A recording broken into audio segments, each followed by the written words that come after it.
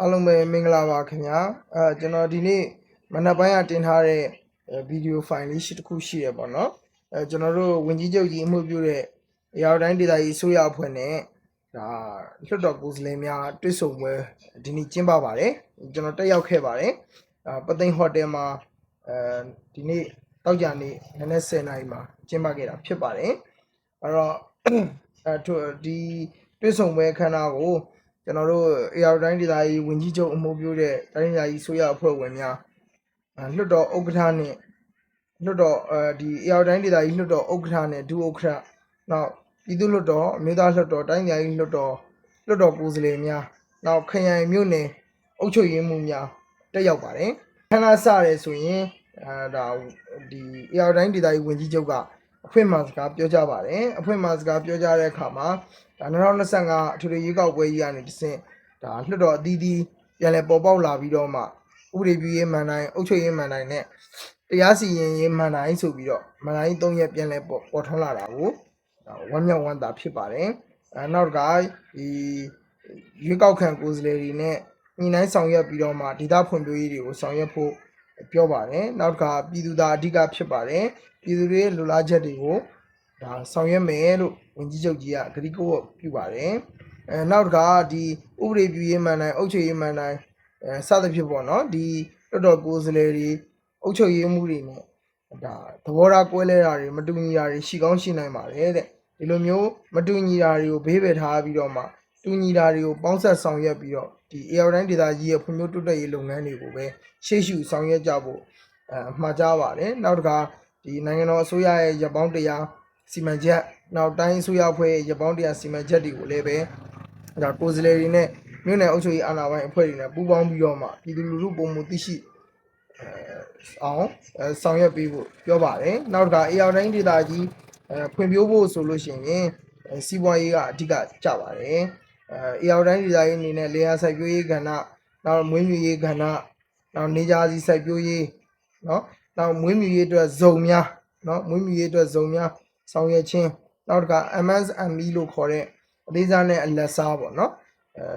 လုပ်ငန်းများဖွံ့ဖြိုးတိုးတက်ရေးဒါတွေကိုအားပေးဖို့အားပေးရန်လိုအပ်တယ်လို့ဝန်ကြီးချုပ်ကြီးကနေပြီးတော့အဖွင့်မှာစကားမှာပြောကြားပါတယ်ဒုတိယအစီအစဉ်အနေနဲ့တော့လွှတ်တော်ဥက္ကဋ္ဌကAR တိုင်းဒေသကြီးလွှတ်တော်ဥက္ကဋ္ဌကနေပြီးတော့အဖွင့်မှာစကားပြောကြားတာဖြစ်ပါတယ်အဲ့တော့ AR တိုင်းဒေသကြီးလွှတ်တော်ဥက္ကဋ္ဌအနေနဲ့ကတော့ဒီတတိယအကြိမ် AR တိုင်းဒေသကြီးလွှတ်တော်ပထမပုံမှန်အစည်းအဝေးတတမနေ့အထိ9ရက်မြောက်ဆောင်ရွက်ခဲ့တဲ့ဆောင်ရွက်ချက်တွေကိုရှင်းလင်းပြောကြားပါတယ်နောက်တစ်ခါဒုတိယပုံမှန်အစည်းအဝေးကြရင်ဘာတွေလုပ်မယ်မေကွန်းတွေအဆိုတွေနောက်တစ်ခါလွှတ်တော်ကိုယ်စားလှယ်တွေကို capacity building တွေဘလို့ဖြည့်တင်းဆောင်ရွက်မယ်ဆိုတာတွေနဲ့ပတ်သက်ပြီးတော့မှရှင်းလင်းပြောကြားပါတယ်အမှားစကားပြောကြားပြီးလို့ရှိရင်တော့ဒါတက်ရောက်လာတဲ့လွှတ်တော်ကိုယ်စားလှယ်တွေဟိုဆွေးနွေးကြရှင်းဆွေးနွေးပါလို့ပြောကြပါတယ်အဲ့ဒီမှာတော့လွှတ်တော်ကိုယ်စားလှယ်အသီးသီးရနေပြီးတော့ဆွေးနွေးကြပါတယ်များသောအားဖြင့်တော့ဒေတာဖွံ့ဖြိုးရေးတွေဟိုဆွေးနွေးတာများပါတယ်ဒါလေးတွေကိုဝန်ကြီးချုပ်နဲ့အစိုးရအဖွဲ့ဝင်တွေသိအောင်ဆွေးနွေးကြတာများပါတယ်အဲ့ဒီမှာမှဒါကျောင်းကုန်းမဲဆန္ဒနေရပြည်သူ့လွှတ်တော်ကိုယ်စားလှယ်ဒေါက်တာထင်ဝင်းဆိုရင်တော့ဒါဒီလွှတ်တော်ကိုယ်စားလှယ်တွေအနေနဲ့ဒါအစိုးရအာဏာပိုင်အဖွဲ့အစည်းတွေနဲ့ဘယ်လိုပူးပေါင်းဆောင်ရွက်ရမယ်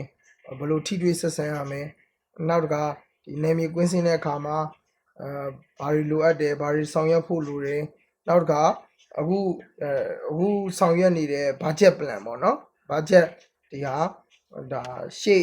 အစိုးရပြီးခဲ့တဲ့အစိုးရကရေးဆွဲခဲ့တဲ့ budget တွေဖြစ်တယ်ဒါကြောင့်လွှတ်တော်ကိုယ်စားလှယ်တွေသိရှိဖို့လိုအပ်တာမို့လို့ဒါတွေကိုလွှတ်တော်ကိုယ်စားလှယ်တွေကိုပေးပြီးအသိပေးဖို့ပေါ့နော်ဒါလေးတွေတော်ထင်ဝင်းပြောသွားတာအင်တန်မှကောင်းပါတယ်ဆက်လက်ပြီးတော့မှဒီအချိန်မှာကျွန်တော်လည်းဆွေးနွေးပါတယ်ဆွေးနွေးတာတော့အဓိကအဖြစ်တော့နယ်မြေကွင်းစင်းတဲ့ကိစ္စတွေဖြစ်ပါတယ်နယ်မြေကွင်းစင်းတဲ့အခါမှာဒါလွှတ်တော်ကိုယ်စားလှယ်တွေနဲ့ဒီအစိုးရအာဏာပိုင်တွေနဲ့ how to contact ပေါ့ဘယ်လိုဆက်သွယ်ရမလဲဘယ်လိုထိတွေ့ဆက်ဆံရမလဲဆိုတာလေးတွေကျွန်တော်ဆွေးနွေးပါတယ်နောက်တစ်ခါကျွန်တော်အနေနဲ့ AR တိုင်းဒေသကြီးမှာဒါအသက်ငယ်ဆုံးသောလွှတ်တော်ကိုယ်စားလှယ်ဖြစ်တယ်လို့ကျွန်တော်လူပဲနောက်ထပ်လူငယ်နိုင်ငံရေးတက်ကြွလှုပ်ရှားသူတွေကိုကျွန်တော်တို့ကတရားဝင်နိုင်ငံရေးလမ်းကြောင်းပေါ့နော်တရားဝင်နိုင်ငံရေးလမ်းကြောင်းပေါ့ရောက်ရှိလာဖို့အတွက်ဖိတ်ခေါ်ဖို့ ਨੇ ဒီလိုမျိုးရောက်ရှိလာတဲ့လူငယ်နိုင်ငံရေးသမားတွေကိုလည်းပဲ ဒါဟိုအလေးနဲ့ထားဆောင်ရွက်ဖို့ပေါ့နော်အလေးနဲ့ထားဆောင်ရွက်ဖို့ကျွန်တော်ဆွေးနွေးပါတယ်နောက်တစ်ခါအခုလက်ရှိကြုံတွေ့နေရတဲ့ PR စနစ်ပေါ့နော်ကျွန်တော်တို့နိုင်ငံဟာပါတီစုံဒီမိုကရေစီထွေထွေရွေးကောက်ပွဲကြီးကိုကျင့်သုံးမယ်ဆိုပြီးတော့မှနိုင်ငံတော်ရဲ့2008ဖွဲ့စည်းပုံအခြေခံဥပဒေရဲ့အခြေခံမူပေါ့နော်နိုင်ငံတော်ရဲ့အခြေခံမူများမှာဒါတရားဝင်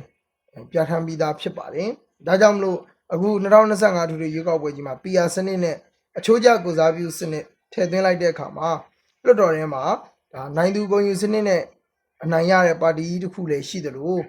ဒါအချိုးကျကိုစားပြုစနစ်နဲ့ဝင်လာကြတဲ့ပါတီအသီးသီးကကိုယ်စားလှယ်တွေလည်းရှိပါတယ်တနည်းအားဖြင့်လွှတ်တော်ကြီးမှာအယောင်သေးစုံလင်သွားတာဖြစ်ပါတယ်ထိုနည်းတူစွာပဲ PR စနစ်မှာကျွန်တော်တို့ကဥပမာကျွန်တော်ဆိုရင်မြောင်းမြကနေဝင်ပြိုင်တာဖြစ်ပါတယ်ကျွန်တော်ရဲ့ဇာတိကမြောင်းမြဖြစ်ပါတယ်သို့တော့ကျွန်တော်တို့ပါတီကရရှိတဲ့မဲစုစုပေါင်းနဲ့လူဦးရေအချို့ကိုချလိုက်တဲ့အခါမှာကျွန်တော်တို့ကကြိုက်လက်မျိုးကြပါတယ်အဲ့တော့ကျွန်တော်ရဲ့မွေးရမြေကမြောင်းမြဖြစ်ပြီးတော့ကျွန်တော်တကယ်တမ်းတာဝန်ထမ်းဆောင်အောင်မှာကြိုက်လက်ဖြစ်ပါတယ်အဲ့ဒီခါမှာနာမည်မကျွမ်းကျင်တာတွေကိုအိမ်နိုင်ခွင့်စုရှိတဲ့နေရာမဟုတ်တဲ့အတွက်ထွေထွေခက်ခဲတွေရှိပါတယ်အဲ့ဒါတွေနဲ့ပတ်သက်ပြီးတော့မှကျွန်တော်တို့တွေဟာဒါကြိုက်လက်မျိုးသွားပြီးတော့ဆောင်ရွက်မယ်ဆိုလို့ရှိရင်ဘာဖြစ်ဖြစ်ကျွန်တော်တို့ကအထွေထွေအုပ်ချုပ်ရေးဦးစီးဌာနလို့ခေါ်တဲ့မြို့နယ်ထွေအုပ်ကိုအားကိုးရမှာဖြစ်ပါတယ်ဒါကြောင့်မြို့နယ်အထွေထွေအုပ်ချုပ်ရေးဦးစီးဌာနမှာရှိနေတဲ့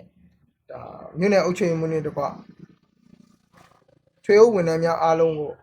ကျွန်တော်တို့ကအားကိုးတာဖြစ်ပါတယ်ဒါကြောင့်ထွေအုပ်ဝန်ထမ်းတွေအားလုံးကလည်းကျွန်တော်တို့ကိုယ်စားလှယ်တွေကိုလိုက်လိုက်လဲလဲဒါကူညီကြဖို့ကျွန်တော်ဝန်ကြီးချုပ်ကြီးရဲ့ရှေ့မှာဆွေးနွေးပါတယ်ဆွေးနွေးပါတယ်ဒါလေးလည်းဝန်ကြီးချုပ်ကပြန်ပြီးတော့ကျွန်တော်တို့အနှစ်ချုပ်ပြီးတော့ဒီကုန်းချုပ်မှာဒါမှပေါင်းဆက်ညှိနှိုင်းဆောင်ရွက်ပေးပါအဲ့တော့ဒီနေ့တွေ့ဆုံပွဲကိုအနှစ်ချုပ်အောင်မယ်ဆိုရင်တော့အဓိကအားဖြင့်တော့လွှတ်တော်ကိုယ်စားလှယ်တွေနဲ့ဒီ